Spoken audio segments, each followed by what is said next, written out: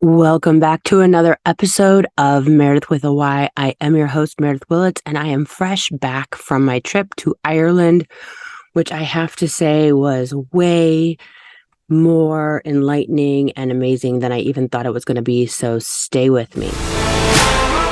Hello, everyone. This is Meredith with a Y, and I am your host, Meredith Willits. Today we are going to go deep, changing lives, and I am giving you the keys to the castle.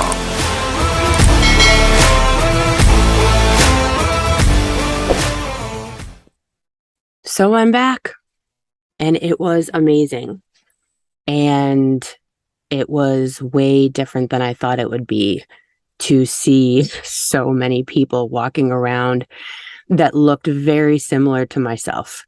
It was very enlightening and grounding and kind of spiritual, actually. And I really didn't expect that at all.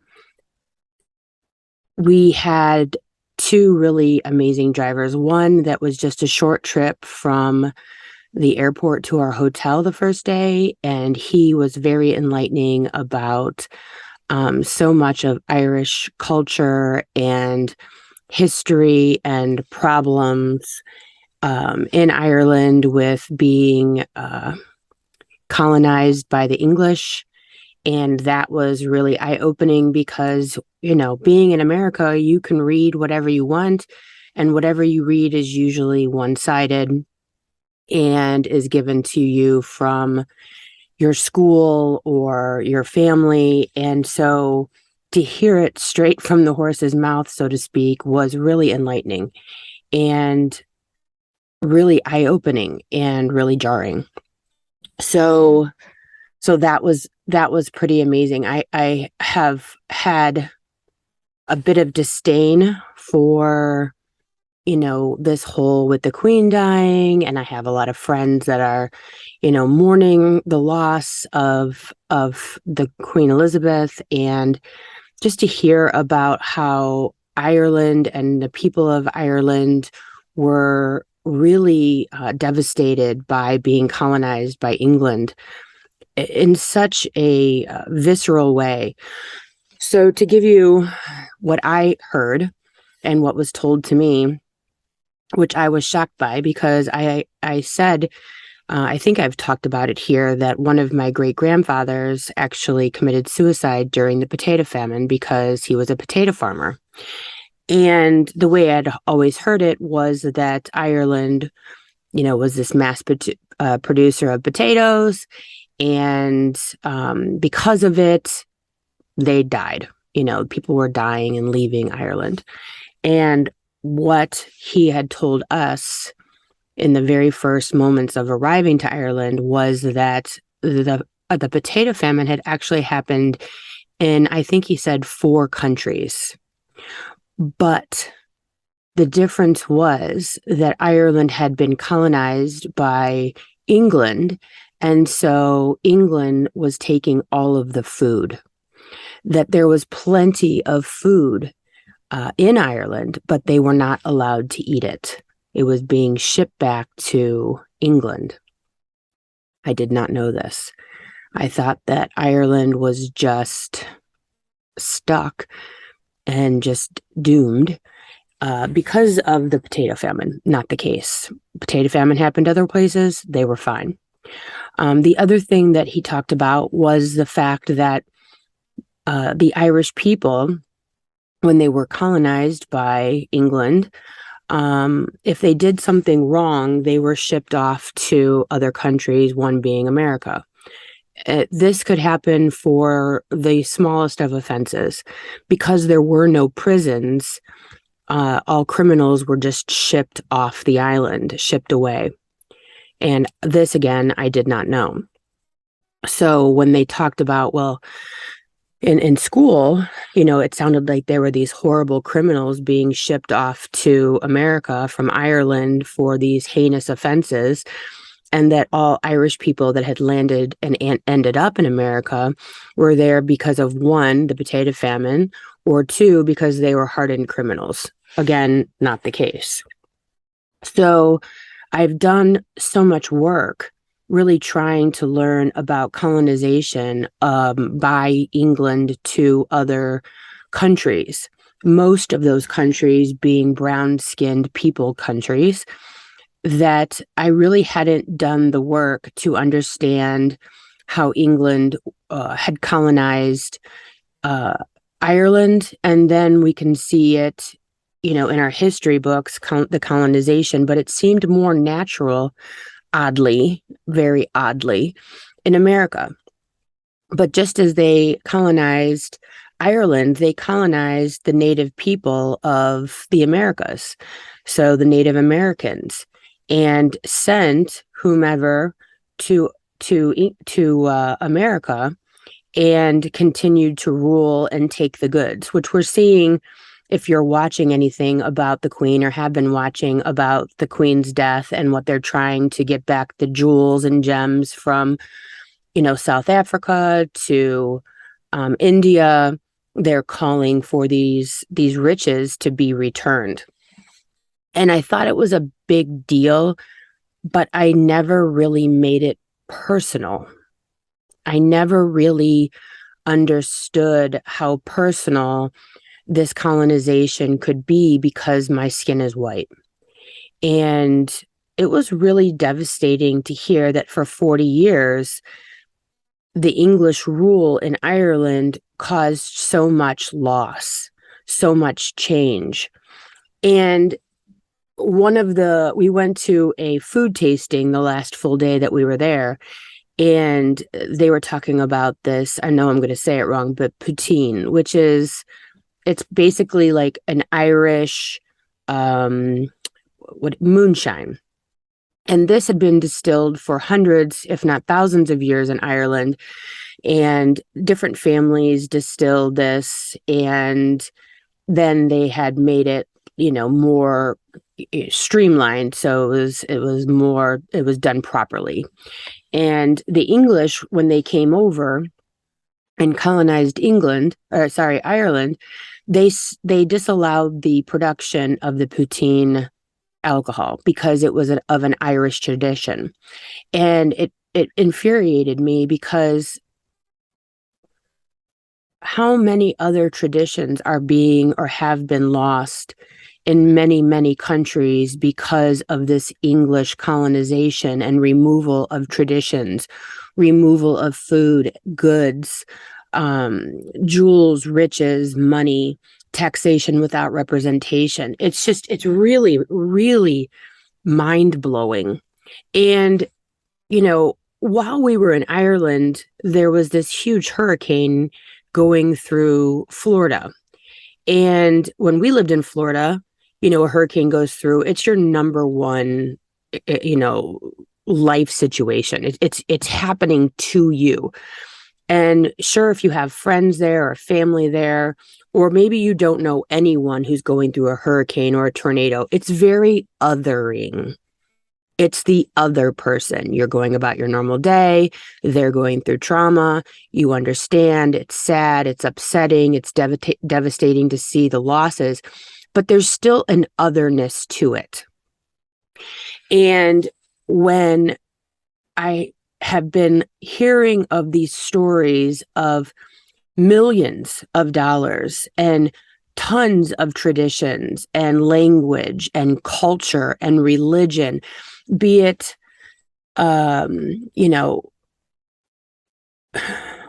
native traditions or, traditions of hair or food or song or the language people speak.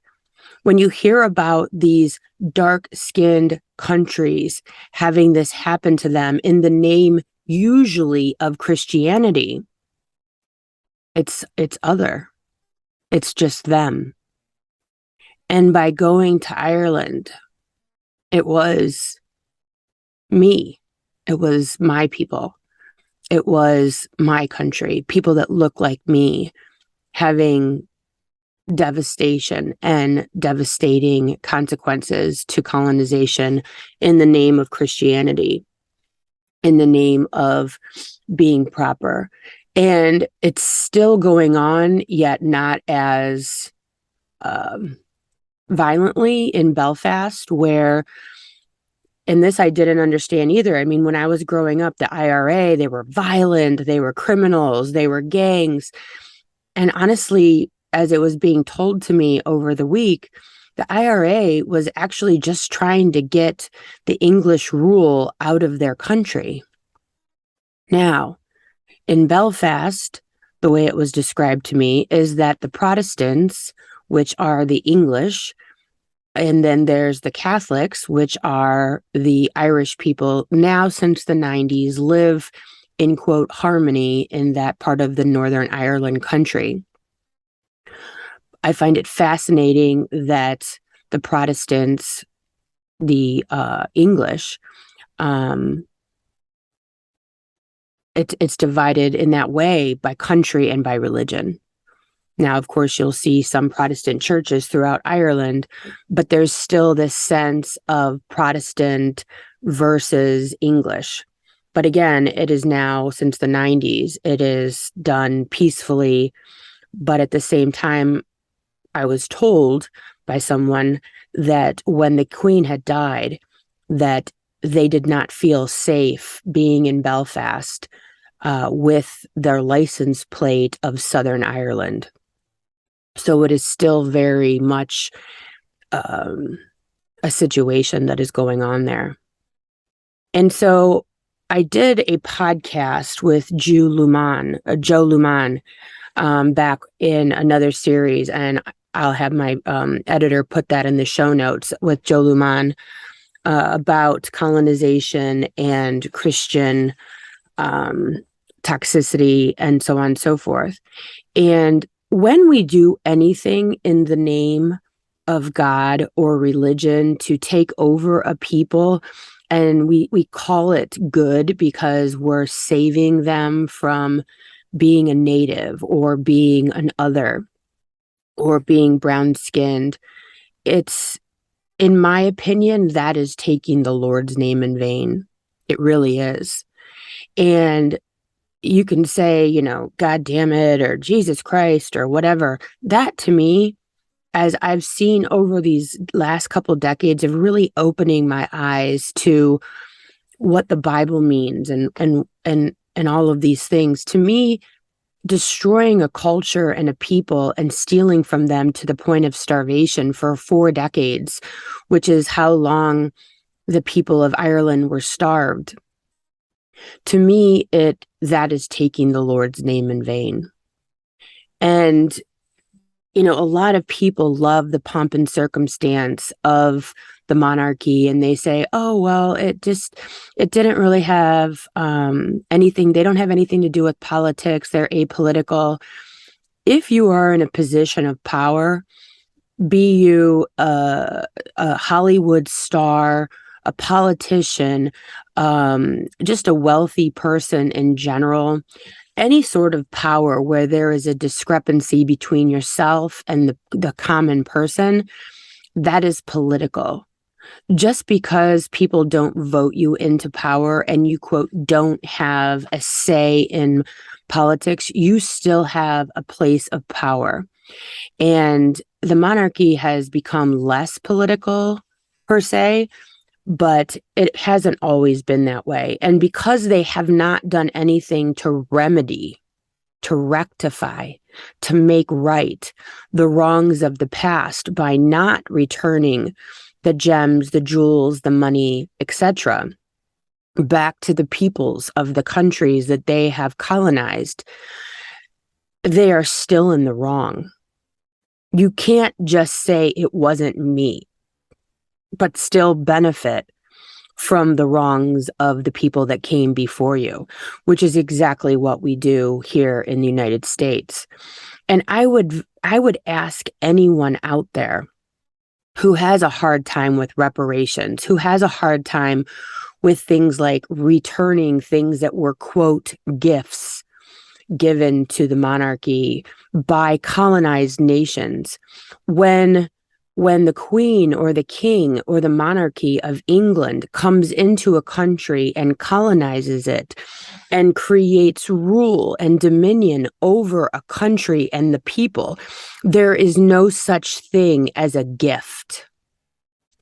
And if you want proof of this, I would ask you to look to a boss, employee, a teacher student, a parent child relationship. When someone has rule over you, there are no gifts. That is manipulation. It is power over. There is fear involved, and you are just trying to make the best of a situation and not get killed. And so when you look at America, when you look at the colonization, at slavery, at these peoples, and say, oh, that was a gift, or it's no big deal, the colonization is over, they have their autonomy back, but there's still a poor country. They're still devastated, where, England and the monarchy are sitting on billions of dollars. You have to ask yourself, at what cost? At what price? And are they still benefiting from the wrongs of the past? I find it absolutely fascinating. And you might love the queen and the princesses and the princes and all this stuff, but I get it. Everyone wants to be a princess, right? Everyone, that's, growing up. And maybe Disney has some part in that, in sustaining that theology of the princess and how that they can do no wrong, and that's what we aspire to be. But is it worth it to devastate a country and starve people? Because when you take the goods of a country, when you take the wealth, the food, the culture, the language, when you keep people from their traditions, when you decimate a country in the name of religion or being proper versus being a native, you have to follow the money. And I never, ever looked at my Irish heritage as being a part of the devastation. Now, clearly, moving forward in the United States, the Irish were brought here and they were put into being an indentured servant, wherein they had to pay off, 10 years as indentured servants. I know I'm getting the word wrong. Where they had to work off their fare, their boat ride, or their fine. And so to do so, they had to work in the fields, they had to work on properties for a decade, of course, and they never were able to pay that off because they had to pay rent, and so then they didn't really pay off their freedom. But moving forward, my white skin, being an Irish descendant, does not affect me in the same way that having dark skin does. You are forever in the space of being a descendant of slaves, whereas American Irish people do not have that same stigma attached to them in this time. And so obviously things have changed, wherein for Black people it has not. But I was shocked to find myself as angry as I was, and as sad as I was, and frustrated as I was, to being a part of this system that both benefits from, but my ancestors were devastated from, colonization. And so it was very eye-opening, driving through the quote streets of the country, in the countryside of Ireland, and the the streetways are basically a driveway. They're one single car width, and my driver was amazing and drove 3,000 miles an hour. But he was so great and just, told us stuff and was so funny. And he really made our trip uh, even better than it was already. I'd love to take my kids back.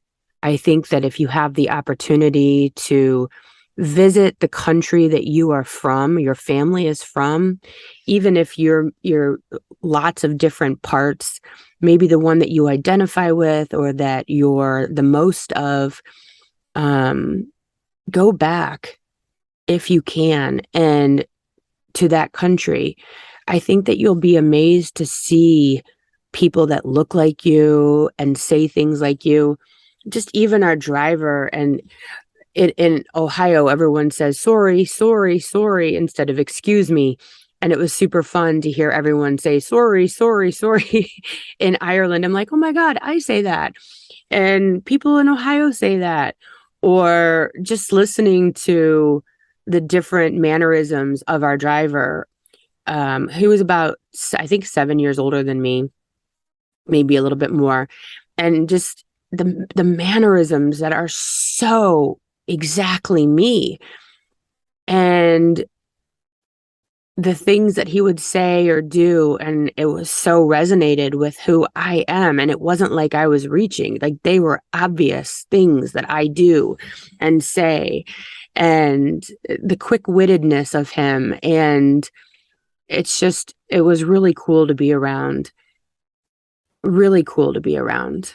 So if you have the opportunity to go, quote, home and see your people and see where you came from instead of the homogenized United States. Or if you're so blessed, I know so many people from around the world listen to this podcast, really dive into your culture if you don't already. Really appreciate where you're from and that you do get to be around people that look like you every day.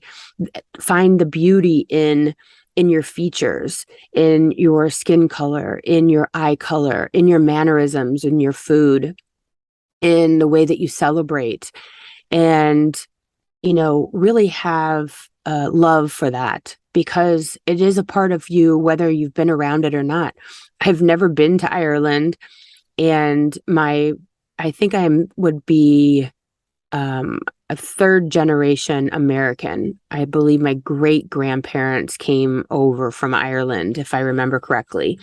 So my great grandpa, O'Brien, and then my grandma's side, they came over. So I would be a third generation American.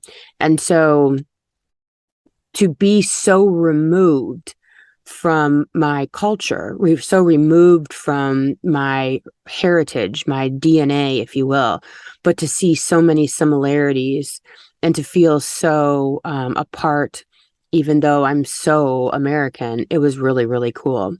So be open-minded to all of it, to hearing things that maybe make you uncomfortable that you're a part of. And if you are a part of the English heritage where, bad things happened, that doesn't mean that you need to be a part of it today. Be open-minded and see how colonization and how Christian and Christianity and taking over people's lives and places can be very devastating. It doesn't matter what side of the coin that you're on. Recognize that you could be on both sides and still have respect and understanding for what's going on out there. So anyways, that's my rant. That's my download. My husband and I had a beautiful time there. I was ridiculously surprised. I was amazingly, it was a pleasant surprise. It was beautiful. We saw castles. I kissed the Blarney Stone and flashed half of Ireland because I wore a dress to do that. Thank God I had on tights, because you have to lay on your back and stretch down over, I don't know, a couple thousand feet of space. It's intimidating. The video is on Instagram if you want to see. Thank God my husband had the angles right, because you can't see me flashing half of Ireland. When I stood up, I apologized to everyone standing in line for flashing them, and they all laughed, which, yeah, there's that. But it was just really cool to walk through the castles. Another thing, too, is if you do travel outside the United States, it is absolutely amazing what you can do in other countries that you would never be allowed to do in the United States. Dangers, walking down spiral staircases made of stone that are slippery as the day is long. The lawyers have not gotten to other countries in quite the same way that they have gotten to the United States. So there's a lot less warnings, a lot more freedoms. It's pretty amazing what you can do in other countries, where in the United States, it is nothing but lawyers and red tape for things that you can and can't do. But I was blessed to be able to climb up the stairs of the Blarney Castle, death-defying, literally. I mean, it's a wonder people aren't killed there every day, but it's totally worth it. So if you do have an opportunity, when I was up at the top, one girl didn't want to do it. She was afraid. I talked her into it. Another gal, she was afraid, but she was literally shaking like a leaf. She's like, I was here 30 years ago. I don't need to do it, but I got her photo in front of it. Trying to root at my fellow females along to do something that's pretty scary. And, just being around different people is lovely. So thanks so much for listening this week. And I will see you here again next week. If you haven't signed up for the retreat, it closes this week. The Glow Retreat, the Glow Retreat 2022 in Honesdale, Pennsylvania. The doors closed for signing up for that this week. The 7th, I believe, is the last day you can register for the Glow Retreat. It looks like we are all going to be in the hotel rooms. It is going to be very intimate retreat. I am going to be doing a talk. We're going to be doing Q&As, yoga every morning with my friend Thomas Shute. Letha J is going to be there with Valerie Inez. We're going to be talking about manifestation and self-limiting beliefs. I'm going to be talking about everything you want, how to get your glow, how to not live in the past. And I'm going to be doing the ecstatic dance session. So you're listening to this October 4th. You have 3 days to sign up for this retreat. It's the 13th through the 16th. I don't know if we're going to be doing this again, and if so, where. So if you are in the Pennsylvania area or you can get yourself there, please sign up. Because it's never going to be the same again. This is going to be monumental. I'm right off a trip. I'm ready to go, and so are the other two ladies. So sign up. That's in the show notes, glow-retreat.com. And if you have any questions, feel free to message me on Instagram or email me at meredithwillits@gmail.com. I'm happy to talk to you. So hope to see you there next week at Glow Retreat. And I will be talking to you next Tuesday. Thanks for listening. If you would like to connect on a more personal level, head over to meredithwillits.com or on Instagram at Meredith with a Y for behind-the-scene footage and outtakes. Please subscribe and come back each week for more Meredith with a Y. Thanks again for listening. Cheers.